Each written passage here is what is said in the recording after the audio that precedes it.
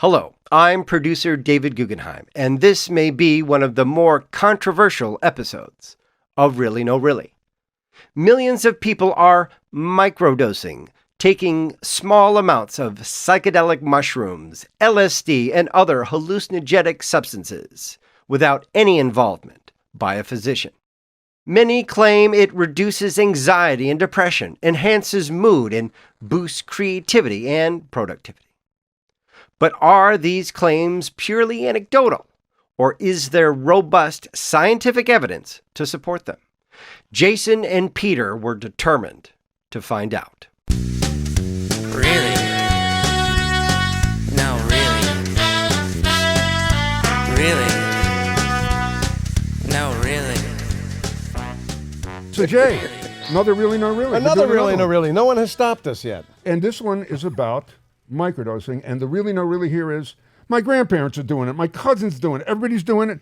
What's the science? It's like the You ship are has not sailed, kidding. right? Now, this is a thing where I agree with you. You say, my mother's doing it. Yeah. I know, anecdotally, a dozen people that are doing this, and that were doing it to speak to conditions and problems they were having. And across the board, with one exception, they have all reported having a positive effect. And that's the deal. It's a lot of anecdotal, and I have a feeling on this episode. When I did it, I was singing Sweet Sue under a stairwell, but other than that, I felt nothing. He took one tab of acid. I had to watch the entire show of Hair with him naked in his bed. It went from beginning to end. You didn't have to. You chose to. Which No, is there was odd, no have to. and odd that you would do. And odd that you would do You Hair. chose to. So, Oh, how dare you! How dare you! so I think we'll get pushback because a lot of people assume, oh, you're going to throw a wet blanket on this that it does. Oh, but it works. Everybody works. It's anecdotal. So I figured let's find out somebody who's actually doing the research. There are not a lot of places doing the research, actual Right. research. Absolutely. And again, I'm not for it. I'm not against it. I don't have any kind of bias. It's just a Really No Really is everybody's acting like it's a done deal. Right. So we got on Dr. Frederick Barrett.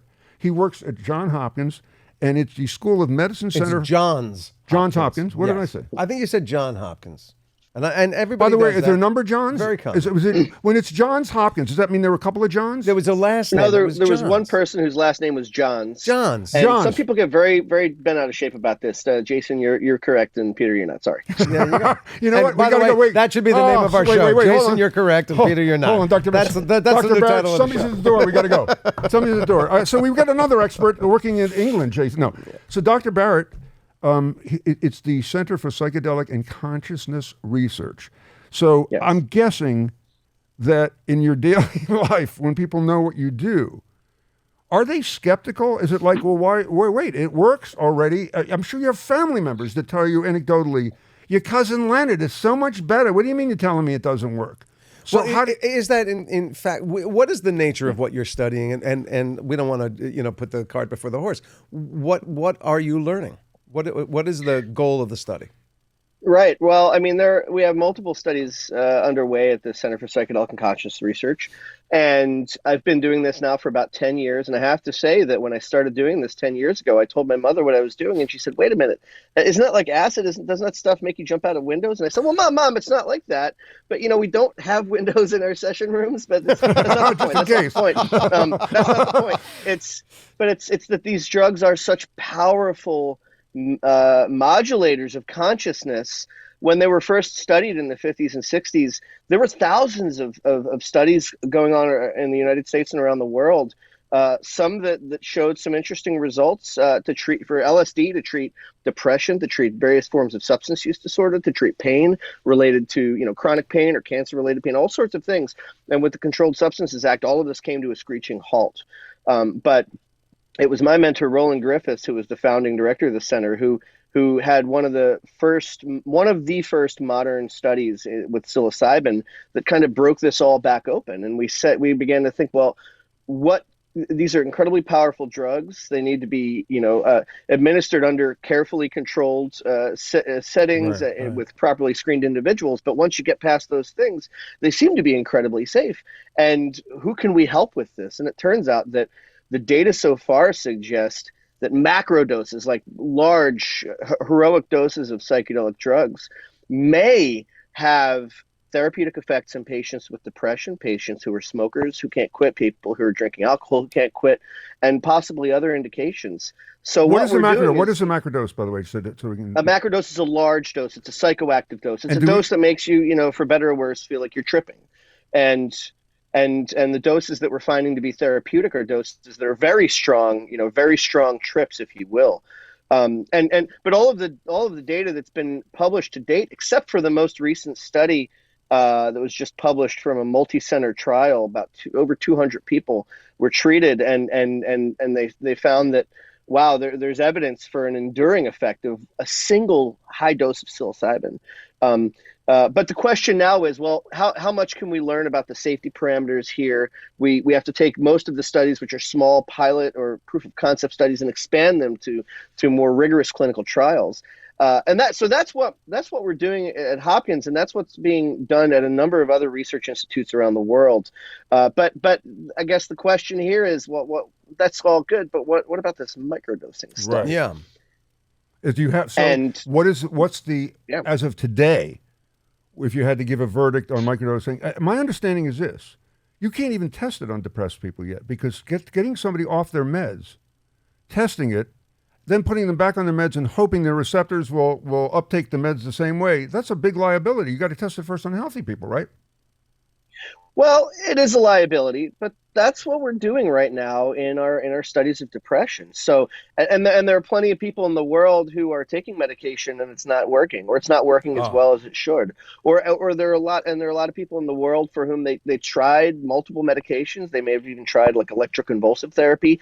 So, ECT, when you get to that point, it usually works, but it's a pretty big hammer and it has a lot of risks. So there are a lot of people in the world that don't want to go that far and just simply haven't found a solution. So there are people out there to study. But yes, with all of these things, the first thing to do is study them in healthy people first to make sure you understand the risks. And how far along is that?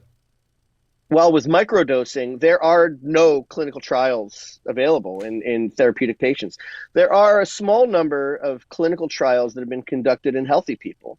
But here's where it gets a little complicated, because the prescription for microdosing, if you will, and I'm not giving out medical advice right now, but when people microdose, what they say that they do is they take a small dose of a psychedelic drug every few days for like a few weeks or a few months, right? Yeah. And the idea is that over time you take this micro dose, the small dose. And what people say when they say microdose, what they mean can be different things. Some people, when they say microdose, they mean a dose that's small enough that I can't even detect that it's in me, or that's having an effect. And other people say microdose is, well, I can feel a little tingling, my vision is a little changed, but it's not like a full-on trip. It's not an overwhelming experience. And just there, you can get caught up in the weeds of, well, which one's right? Which one is going to work? Which one's going to work for what indication or what illness? And we don't know, but the lion's share of studies that have been conducted in healthy people have not been conducted on a long-term course of microdosing. They've been conducted on a single microdose. So you can see one of the problems here is, we haven't really studied microdosing yet the way people are microdosing out in the world. But out of the studies that have been conducted in a laboratory setting, there's pretty much nothing to say. There are no effects. There was one study that was published in older healthy adults that had really clever marketing. They said, listen, hey, wow, we've administered a microdose to all of these people, and we saw no signal for risk. So that's great, but the problem is they didn't see a signal for anything at all. So how can you have a risk for something that does nothing? So Right. not to be pedestrian about this, Don't but say if it. you're in the job of doing a clinical study and you realize on a healthy person one experience wields no data whatsoever other than ineffectual, why don't you immediately go, well, then let's do a more ongoing study? Are you being prevented from that? Is the funding not there for that? Why not do a more profound study? It's the next step. I think a lot of people thought this is a reasonable first step, and since that yielded nothing, let's go further. And I know there are individuals and labs who are planning these more comprehensive studies. We just haven't gotten there yet. We're still really early in this. Well, get on it, for And- God's sake. Don't put pressure on him. We're getting there. Don't put pressure on He's him. got all these fancy titles. He works for He's a big doing fancy it. Johns Hopkins, and nothing is happening. He's not sitting on his hands. He's doing the studies. The most important thing here is, The placebo effect is what people are talking about right now because there has been no research that it works. The other thing I'm curious about, because Jason said funding. So pharmaceutical companies, I know that Silicon Valley's jumping through hoops to fund this stuff, to be the next company, to be the psilocybin masters, but they like stuff that's long-term, that doesn't fix people right away. If you take a couple doses of this and they find out, you're better, all of a sudden, self-censor, and I'm not picking one, goes, whoever the company, no, I'm just simply inserting name here. I don't know. Take out the name of any pharmaceutical The pharma company, the pharma company, pharma company says, self-censor. By the way, Thank you. I said it once. Jason now said it 11 times. I didn't 11 times.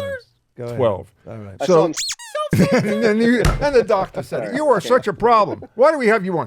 So if they are looking for long-term stuff, I had a doctor once who said if polio happened today, they wouldn't find a cure. They would do like designer iron lungs and that hook up to your iPad. Is that true that the pharmaceutical companies are not as interested because it may be 1 dose or 2 doses and you're better? I could imagine that's part of their calculus. Another problem is that you can't patent psilocybin. It's a naturally occurring compound, right? There are a lot of companies that are now trying to come up with derivatives or analogs of known psychedelic drugs. So new chemicals that are slightly related, that are very closely related, slightly different.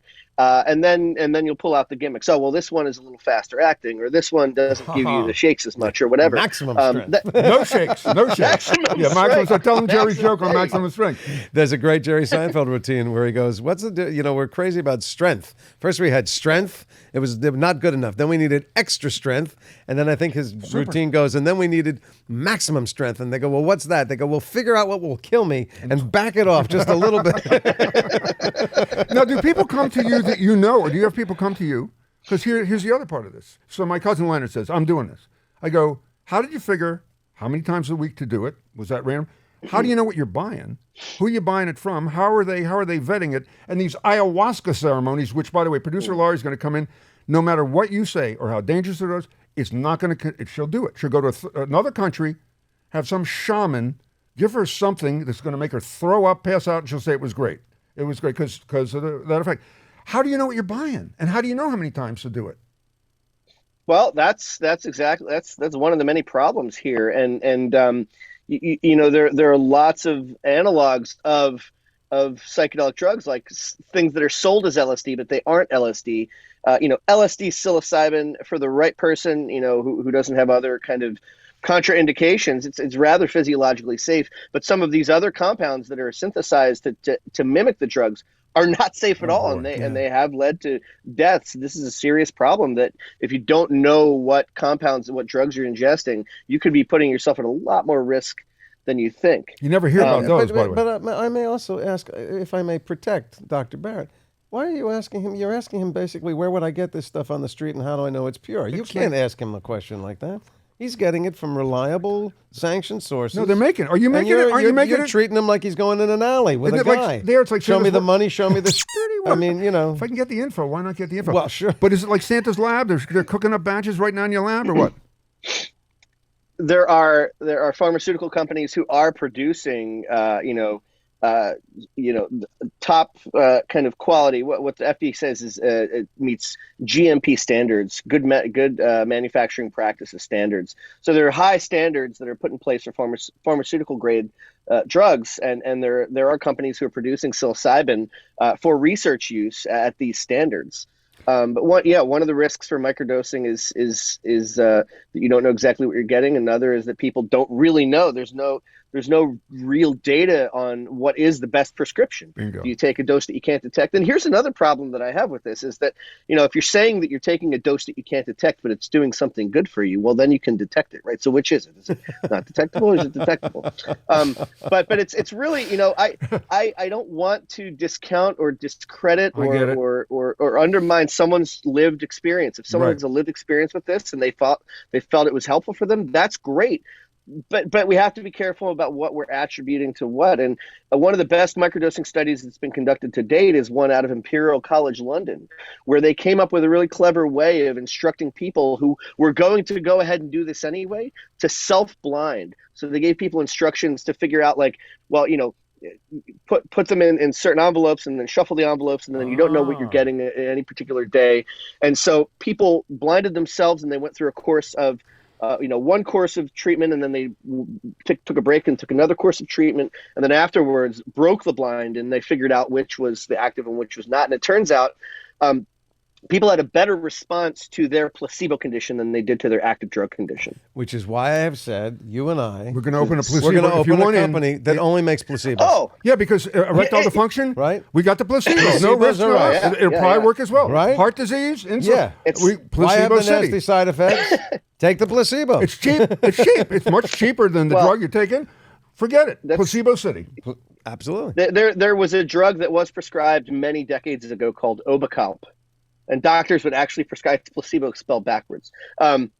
Doctors would actually prescribe Obecalp Wow. for certain things that they thought were psychosomatic or some other kind of. Oh, and what was it? Sugar pill? Yeah, I I think think so. my mother was on that Something for like 32 years. Obecalp. Obecalp. Good for her. Who knew that? Did you know that, Laurie? Or Laurie would go to an Obecalp clinic and take that too. Good. Isn't that So you got wrong? to come up with maximum strength Obecalp. That's the difference. Maximum strength. We're in doc. I don't know what they're paying you there, but we can pony up some money to have. Can you imagine having Johns Hopkins on our letterhead, the head of Obecalp lab Obecalp. testing? Oh my God. Wow. Obecalp. Calp. Calp. Don't send people to the wrong product. If you can't afford the medicine and you can't afford the generic, Yeah. we've got the placebo, Yeah. and it works better than both. Oh my God. Has Allegedly. anyone I'm sure I can answer this question myself. Has anyone in the microdosing studies ever had a bad reaction to it? That even on a Not that I'm microdose aware level? of. No. Okay. So it doesn't No, not that it I'm doesn't aware do any intrinsic harm, at least in these studies.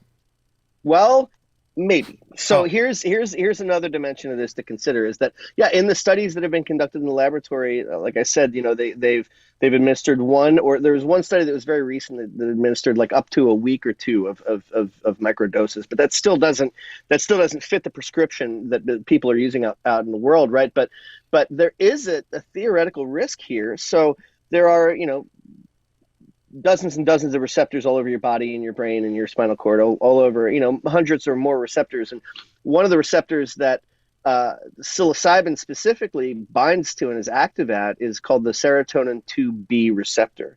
The serotonin receptors are not only in your brain, they're actually, a lot of them are expressed in your cardiovascular system. And there are a number of drugs that have been pulled from the market that for other reasons and other circumstances that had affinity that bound to this and activated this 2B receptor on heart muscles and caused cardiac problems that weren't there before. So it's possible that taking a microdose of a drug, and it's not been proven, it's only a theoretical risk, but again, enough studies haven't been conducted that if you're taking a microdose of a psychedelic over time, that it may put you at risk for some of these Is cardiac there also problems. or not to be receptor? There's a 2B or not the to be? 2B or Oh, not. I not- do- the somebody not was to gonna be take it. receptor has. Somebody was going to take it, and it's the guy who has never seen a Shakespeare play decided to go for that reference. or not to be. So I'm curious, Jason and I were talking about this, and people go into a profession a lot of times influenced by their parents. Did your parents follow Fish around and go to 82 concerts or something? Is this how you got into this? No. In fact, that's a very interesting question. No. My father was a contractor, and my mother is an artist, and they were not at all in the medical profession or psychology or psychiatry or anything like that. I got into all of this almost by accident. I tell people. I went to Temple University in Philadelphia for undergrad, and I was a music education major, and I had my dark night at what's that? Temple. That's where I went, Temple. Oh, nice. I, of course, hey, couldn't good. get in Temple anywhere Owls. else. You went because you had good grades. Okay. Temple Owls are everywhere. I don't want to tell the whole story. Basically, I had a dark night of the soul with music teaching, and I ended up getting really into psychology. I ended up working at a schizophrenia research lab at UPenn and found a love for the brain. And I learned that, I was playing music to explore emotions and understand emotions in myself and help communicate myself. That's why I loved music and wanted to teach it. And I found a grad school program in psychology where I could study the effects of music on emotions and memory. So I brought it full circle and studied the neuroscience of music emotions and music evoked memories. And I've always been fascinated by altered states of consciousness, and playing music can be an altered state of Right. consciousness. And I got really into that in grad school, but it was very difficult because music is complicated. We have all of these kind of preferences and idiosyncratic relationships with music that make it difficult to select a piece of music that will, evoke a specific emotion in you, Jason, and that same song won't evoke the specific emotion in you, Peter. So it becomes very complicated. And, a colleague of mine, Catherine McLean, was a couple years ahead of me in grad school. She was studying the effects of meditation on attention. She graduated with her Ph.D. in psychology, went to Hopkins to study psychedelics with Roland, and they got money to do a study in meditators. And they were going to use music as a probe of emotional function during psychedelic experiences. Right. And Catherine said, "Oh, I know a guy who can help." And so she sent me all of these emails, and how did you design your study? How did you collect your data? How did you analyze your data? Blah, blah, blah. And I sent her an email, said, "Hire me as a postdoctoral fellow and I'll do it for you." And she said, "Okay." And I was like, "What?" "Okay. Congrats. Of course, That's yes. great. Of course, I'll go to Hopkins to study great. psychedelic drugs." And, music can be a powerful tool to study the mind, but psychedelic drugs are even, an order of magnitude more powerful of a tool to study the mind and brain. So that's basically how I got into this. Wow. And I have two observations. You might want to do earmuffs for a second. Earmuffs for 1 second. You might put your okay, fingers. okay, if you earmuffs could put on. He yeah. prefaced that. I have earbuds in, so this is something. Yeah, he prefaced by saying, "Not going to tell it as a long story," and I think it was I know, he about did part 6 of the minutes. story. It was a long story. That's The a- second observation I have is that he was a musician. I'm hearing, I was blitzed out of my mind, and I thought, this is great. By the way, not only a how do I musician, sustain not this? only a Because as a musician, musician, I can't afford this. If you crap. look up pictures, I he was gotta- a mummer. He was in the mummers. In He's a Philadelphia. mummer? You should see that thing with the feathers and Was. the thing. Was a mummer. Look at. Don't be What? embarrassed. Wait. Don't be embarrassed. You're an ex-mummer? Say you're a proud mummer. don't know. Laurie, I come thought here. Once a mummer, once you're always in the a mummer. mummers, that's it. You're a mummer for life. Laurie, You're come not in a- here. Pretty much, yeah. I just haven't been on Broad Street in a long time. You know what my vision as a kid is? Watching mummers fully outfitted peeing on walls downtown because there's no bathroom to go to. Right? You know that as a Philadelphia guy. I'm not confirming or denying that I've Laurie, ever. do you want to Come here, Laurie. Yeah, come over here. Sorry. And by the way, before we Yeah. go, do you have a thing that makes you go really, no, really? Microdosing is one of them. The hype bubble for psychedelics is another one. A hype bubble. The hype bubble? The hype bubble. What is that? Yeah, we're at the peak of the hype cycle for psychedelics right now. Mm. And there's a really great paper on that by my colleague David Yaden. You should check it out. But Yeah, I'm going to but the first really was that a single intervention could have such a striking and remarkable and enduring effect on people. So when we give people these macrodoses of psilocybin in our laboratory or in a clinical setting, this is really like a one-shot deal for some people. Right. Our recent study we published a couple years ago showed that after 2 doses of psilocybin, over 50% of people who were in the study were in remission from depression for at least a year after Jeez. that treatment. Really? No, And that's- really? Really, no, really. Yeah, that's pretty. Yeah, and that's why the people that I do know who are Swear by it. using it, it's all for as a counter depressive. And you know what's amazing? I pulled this in 2020. The depression rates jumped from 8.5% before the pandemic to 1 in 3 adults, almost 27.8, almost 1/3. That's how adults are severe depressed? how severe depression is in today's, and also diagnosing depression is different and acknowledging depression is different, but still, nonetheless. Yeah. Before we go, Laurie wants to do ayahuasca. She really wants to do ayahuasca. What do you have to say? Laurie, ask the doctor if there's anything you want to ask him. Ask him. Well, how do you control the ayahuasca? Because I know it's a mix of 2 things. How do they control it? Aya How and do I Wasca. know? Well, let me take this moment to give a selfless disclaimer here. Nobody should be going off and doing this on your own. Thank you. These are incredibly powerful drugs that have an incredibly powerful effect on the mind, and unless you're getting the proper support and proper care, and unless you've had the proper screening to enter into the high dose psychedelic experiences, you could be putting yourself at great risk. And personal risk, put others at risk of harm, and so, these drugs can be incredibly safe under the right circumstances. One of the problems with doing ayahuasca out at an ayahuasca retreat is you have no idea who's giving it to you. Bingo. You don't know where they got their vines or their herbs or whatever, and you have no idea how qualified they are to provide you psychological care, psychiatric care, or medical care, And yeah, that's a great question. I can't answer it. But for aside you. I'm from not all an of that, would ayahuasca you do shaman, it? So maybe I'm not the right person to answer. But you know what's funny So about I this? should do it. Well, listen, thank you for letting us invade your home and giving us the answers. It's tough because I did feel when we did this, just to find the answer, that a lot of people have the ship has sailed for them, and I understand why. Depression is debilitating in so many places. So I get, and also we're a quick fix society. With the tech and etc. Amazon, you get the package in 2 hours. Everybody wants something quick now, quick result, quick result, quick result. So if this will give me a quick result, I don't have time for years of therapy. Help me with this, so give it now. So the pressure is on. So like Jason said, get back to work. Don't waste time with people like us anymore. Don't do any more podcasts. Look at them. Look. No. It's important to communicate and to have frank conversations about some of these things. So thank you for covering this. Thank you for being interested. Frederick, before you go, do you have reason to hope that there is something here? Do you feel like you might be on a path to something that is therapeutic down the road? Oh, absolutely, and that's what everybody's really most excited about. Yeah, that's why there are so many investors and startup companies popping up for the macrodose psychedelic therapies, and there are a lot of hurdles to kind of surmount. But we do have a lot of hope that we've hit on something that could really end up helping an awful lot of people. And let me tell you something. We're doing the research here. 60s, everybody was getting stoned and everybody was doing psychedelics. 60s. When everybody was stoned, they came up with pop rocks, Etch-a-Sketch, child car seats, soft contact lenses, microwave oven, Rice-A-Roni came up from stone, Mr. Clean, Pampers, Head and Shoulders, Apple Jacks, Buffalo Wings, Excedrin, pizza rolls, Pop-Tarts, non-dairy creamer. That came up with Apple Jacks was dropping massive doses of LSD. I'm not saying. I'm just. You're conflating massive use of psychedelics with the people who created these products. The era that you cannot say that anybody who stood behind those things. I'm just saying in that was era, dropping acid. The era was an acid era. Oh, the era. You came from that era. You know what else they did? 911. They didn't have 911 before. They came up with 911 in the 60s. They had yelling, help! My husband is dying. That's what they had, and then you died. Right. And by the way, that would probably got a quicker response than 911. Thank you. Lovely having you here. Thank you. And also, check out Dr. Frederick Barrett. Go to YouTube. You do stuff on music and the effect of music. That's really, and you can see the love you have for music and for your research. It's pretty impressive. So, which is why we wanted you on. So thank you, Frederick. You're a good dude, and thanks for doing the research. And thanks for clearing this up a bit. Well, thank you, Bill. Yeah, thanks again for your interest in covering this. 100% pleasure. Some kind of understanding. Make us the first call, will you please? Yeah, when you get the right dose.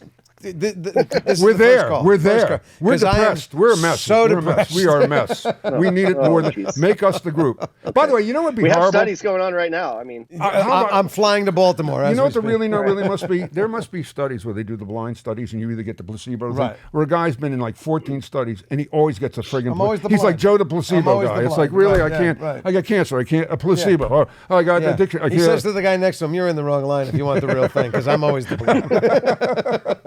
Thank you very much. Joe Placebo. I can't, please, really.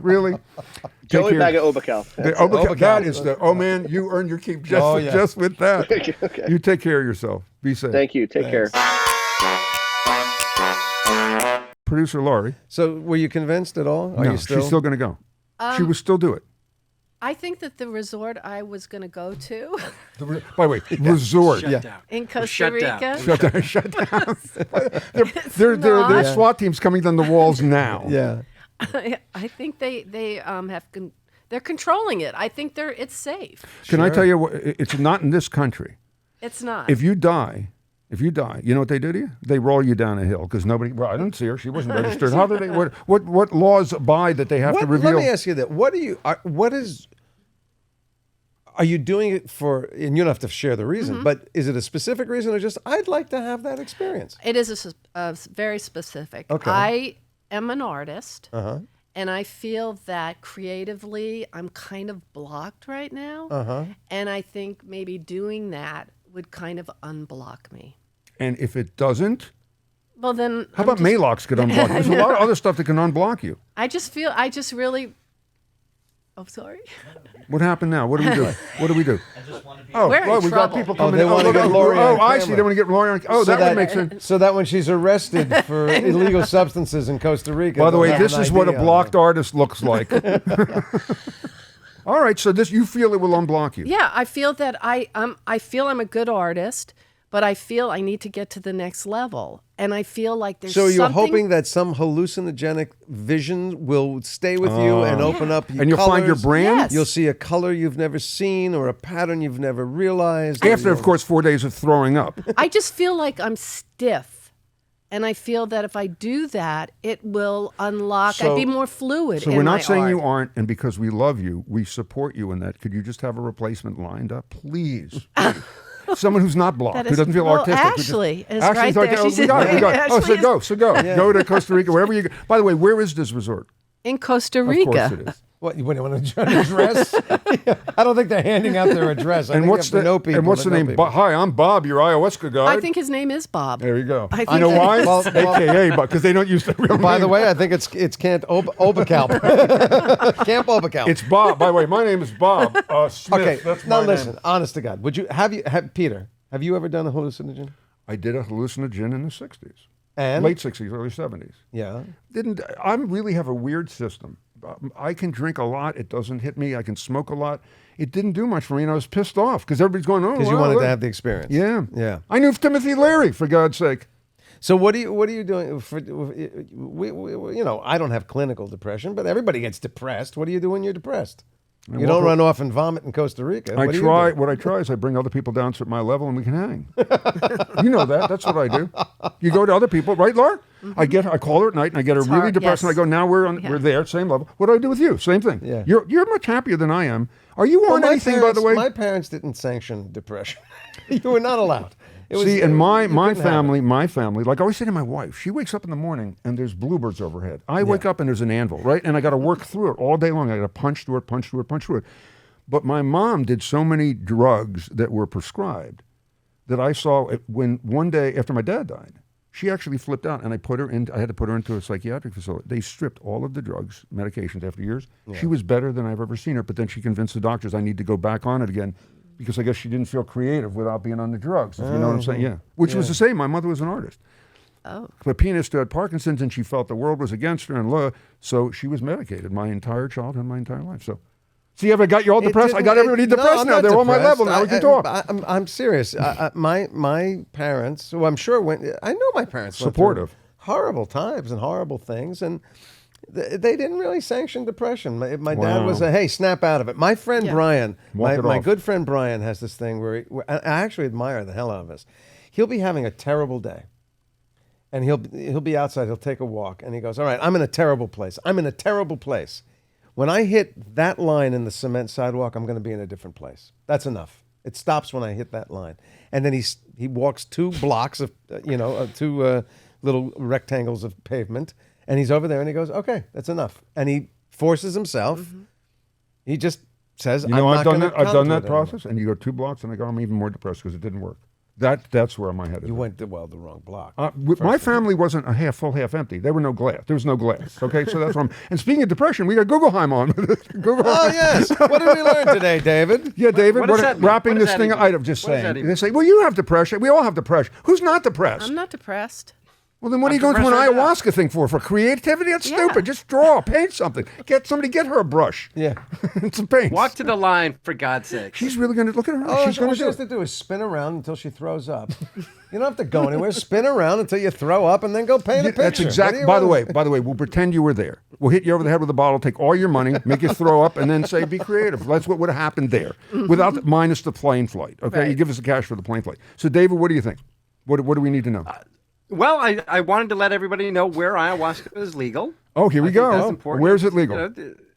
Brazil, Costa Rica, Mexico, Peru, and drum roll, please, Florida. the United States. Where in the United States? Where? States.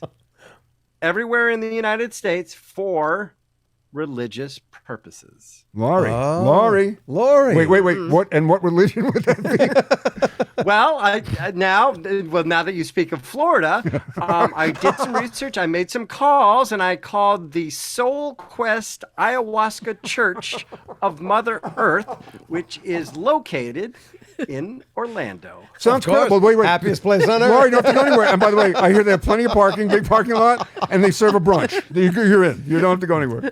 Can you imagine the characters that show up for that brunch? Oh my God! So and what about the liability? So what happens if something happens to you? They have insurance?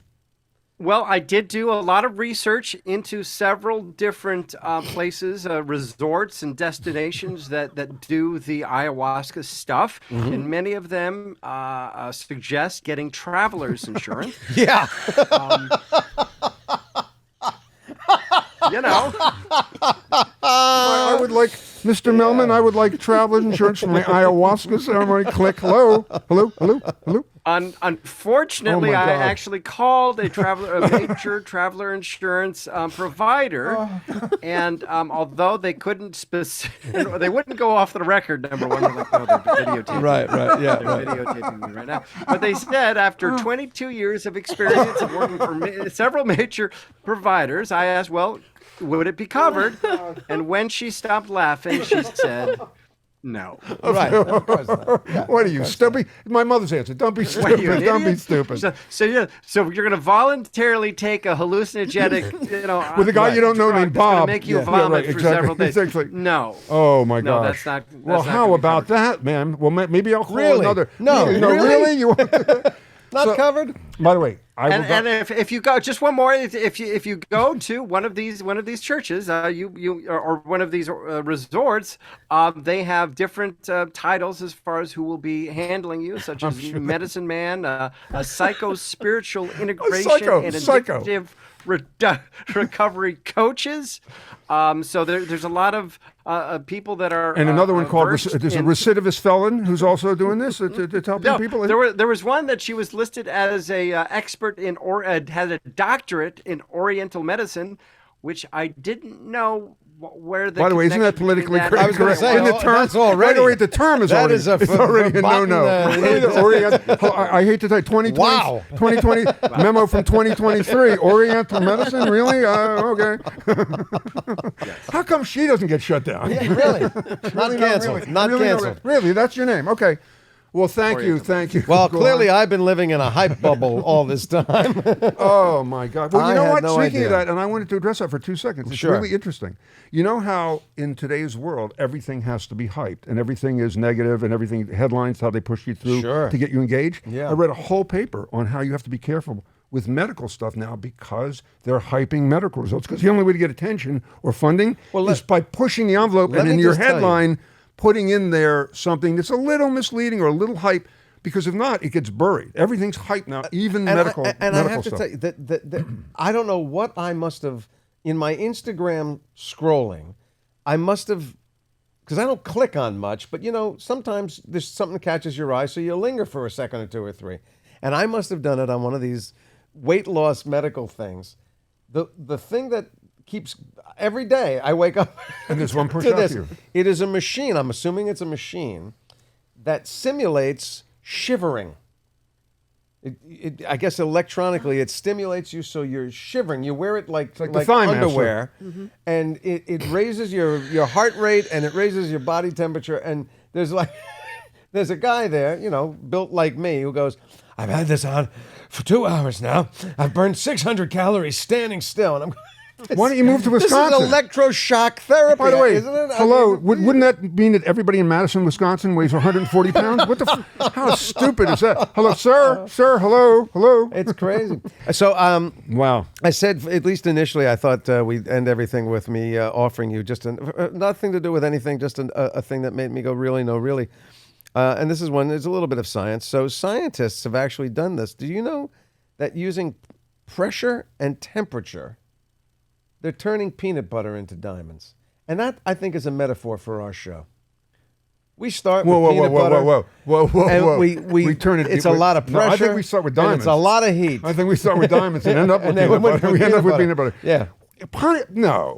Yeah, that's absolutely true. No. They have found No. a process. David Guggenheim, that's high starting to- pressure and high temperature, and they turn peanut butter into synthetic Honey, look diamonds. like that. And if it's hungry, you can put jelly on it. And no. You say no, and I'm telling you that this came off of, you So know. some scientists went, of all the things that we put pressure on, let's try it on peanut butter. Well, that's the thing. That's one of those things where I go, how did they make this discovery first and foremost? Was some guy sitting on a peanut butter sandwich and went.